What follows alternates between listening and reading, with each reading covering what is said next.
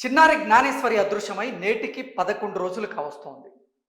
జ్ఞానేశ్వరి అదృశ్యమై నేటికి 11 రోజులు గడుస్తున్నప్పటికీ ఇప్పటి వరకు చిన్నారి జాడ మాత్రం దొరకలేదు. చిన్నారి జాడ దొరక్క తల్లిదండ్రులు అల్లాడిపోతూ ఉన్నారు, తల్లడిల్లిపోతూ ఉన్నారు, కన్నీరు మున్నీరుగా విలపిస్తూ ఉన్నారు. కన్నపేగు దూరమైనటువంటి బాధతో జ్ఞానేశ్వరి తల్లి తల్లడిల్లిపోతూ ఉంటే జ్ఞానేశ్వరి తల్లిని ఉద్దేశించి సామాజిక మాధ్యమాల్లో కొంతమంది అసభ్యకరమైనటువంటి పోస్టులు పెడుతూ ఉన్నారు. వారిని ఉద్దేశించి జ్ఞానేశ్వరి తల్లి స్పందించి నా కన్నపేగు నాకు దూరమై నేను తల్లడిల్లిపోతూ ఉంటే కొంతమంది కావాలని ఉద్దేశపూర్వకంగా నా మీద అసభ్యకరమైనటువంటి కమెంట్లు పెడుతూ ఉన్నారు. దయచేసి అటువంటి కమెంట్లను ఆపేయండి. ఇది వార్నింగ్ అనుకోండి, లేదా బతిమాలుతున్నా అనుకోండి, కానీ ఇటువంటి కమెంట్స్ ఏవైతే ఉన్నాయో వాటిని దయచేసి ఆపేయండి. నా కన్న కూతురు దూరమైన బాధలో నేను తల్లడిల్లిపోతూ ఉన్నాను. 10 రోజుల నుంచి నిర్విరామంగా కంటతడి పెట్టుకుంటూనే ఉన్నాను. ఎంత వేదనకు గురవుతున్నానో నాకు మాత్రమే తెలుసు. అలాంటిది నన్ను ఉద్దేశించి కొంతమంది సామాజిక మాధ్యమాల్లో అసభ్యకరమైనటువంటి పోస్టులు పెడుతున్నారు. వారికి అసలు మనసు ఎలా వచ్చింది? ఇప్పటి నుంచైనా దయచేసి అటువంటి కమెంట్లు పెట్టేవారు ఆపేయండి అంటూ జ్ఞానేశ్వరి తల్లి విజ్ఞప్తి చేస్తూ ఉన్నారు.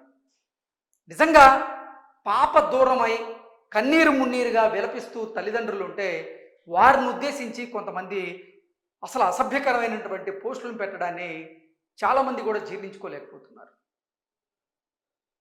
పాప దూరమైనటువంటి బాధలో తల్లడిల్లిపోతూ ఉన్నారు, అల్లాడిపోతున్నారు. వాళ్ళు నిర్విరామంగా పాప జాడ కోసం ప్రయత్నం చేస్తూ ఉన్నారు. ఇప్పటికే 10 బృందాలుగా పోలీసులు, దాదాపు 200 మంది పోలీసులు 10 బృందాలుగా విడిపోయి మరీ పాప కోసం గాలింపు చర్యలు చేపడుతూ ఉన్నారు. ఎన్డీఆర్ఎఫ్ బలగాలు, ఎస్డీఆర్ఎఫ్ బలగాలు కూడా డ్రోన్ల సహాయంతో పాప కోసం జల్లెడ పడుతూ ఉన్నారు. అయినప్పటికీ పాప జాడ దొరకలేదు. ఒక పక్క పాప జాడ దొరక్క పాప తల్లి అల్లాడిపోతూ ఉంటే ఆవిడ ఉద్దేశించి అసభ్యకరమైనటువంటి పోస్టులు పెట్టడాన్ని ఉద్దేశించి అసలు వారికి మనసు ఎలా వచ్చింది? ఇటువంటి కమెంట్లు ఎలా పెడతారు? మీ కుటుంబ సభ్యుల్లో ఎవరైనా ఇలా తల్లడిల్లిపోతూ ఉంటే వారిని ఉద్దేశించి ఇటువంటి అసభ్యకరమైనటువంటి పోస్టులు మీరు పెట్టగలరా అంటూ చాలామంది నెటిజన్లు కూడా కమెంట్లు పెడుతున్న వారిని ఉద్దేశించి వారు కూడా అభిప్రాయాన్ని వ్యక్తం చేస్తూ ఉన్నారు.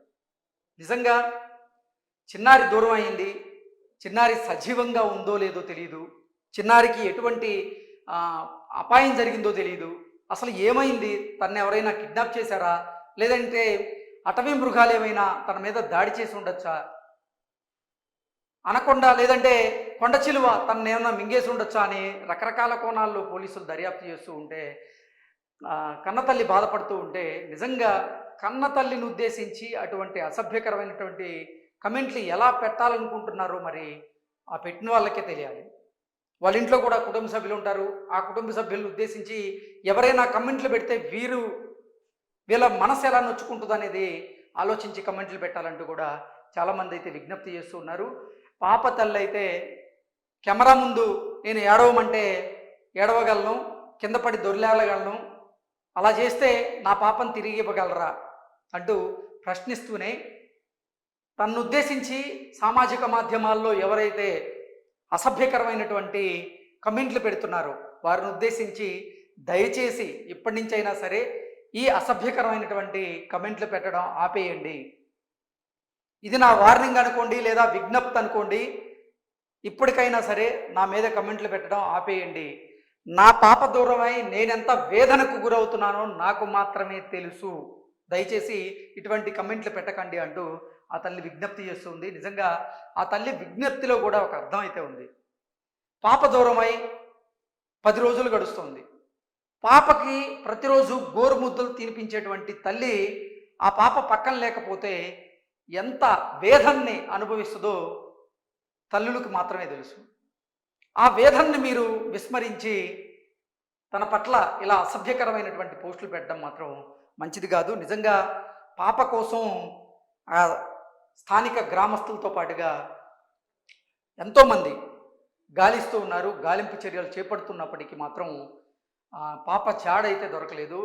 నిన్న మొన్నటి వరకు పోలీసులు కిడ్నాప్ కోణంలో మాత్రమే ఈ దర్యాప్తును కొనసాగించారు. అయితే ఇప్పుడు మాత్రం పోలీసుల దర్యాప్తును కాస్త వారు మార్చినట్లుగా, కోణం మార్చినట్లుగా, అటవీ మృగాలేవైనా తన మీద దాడి చేసి తనని అడవిలోకి తీసుకువెళ్ళి ఉండొచ్చా అనేటువంటి కోణంలో ఎక్కువగా దర్యాప్తు చేస్తున్నట్లుగా కూడా సమాచారం అయితే అందుతుంది. ఏది ఏమైనప్పటికీ చిన్నారి సజీవంగా సురక్షితంగా ఇంటికి తిరిగి రావాలని 2 తెలుగు రాష్ట్రాలకు సంబంధించినటువంటి ప్రజలైతే కోరుకుంటూ ఉన్నారు.